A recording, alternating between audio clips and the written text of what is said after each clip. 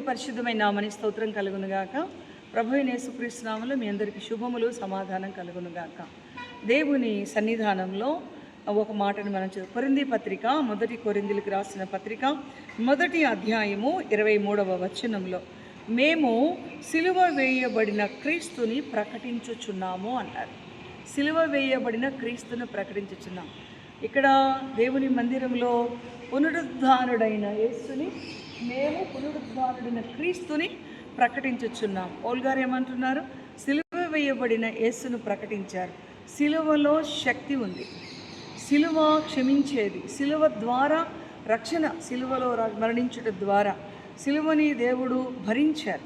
కాబట్టి సిలువ వేయబడిన యేసయ్య 3వ రోజున పునరుద్ధానం చెంది లేచాడు.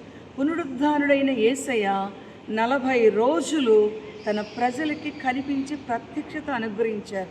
ఏమని చెప్పారంటే, నేను మరణాన్ని జయించాను, నేను నా మరణాన్ని జయించాను. పాపం వల్ల వచ్చే జీతం మరణం, అందరూ పొందవలసిన శిక్షను నేను భరించి మరణమును గెలిచి లేచాను. ఎవ్వరూ మరణాన్ని గెలిచిన వారు లేరు, నేను గెలిచాను, మరణమును జయించాను అని ప్రభువారు చెప్తున్నారు. పునరుద్ధానుడైన యేసయ్య కనుక ఇప్పుడు కూడా యేసునందు మృతులైన వారికి పునరుద్ధానం ఉంది.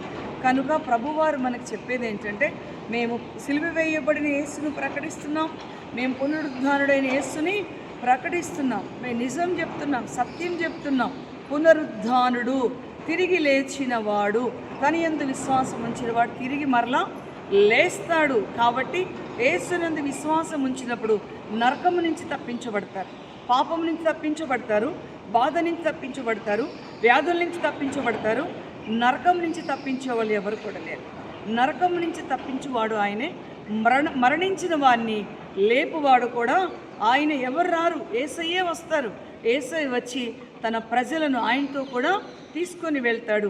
నేనుండు స్థలములో మీరు కూడా ఉండులాగున అన్నారు యోహాను సువార్తలో. ఆ విధముగా ఈ సమయంలో పునరుద్ధానుడైన క్రీస్తునందు విశ్వాసం ఉంచండి.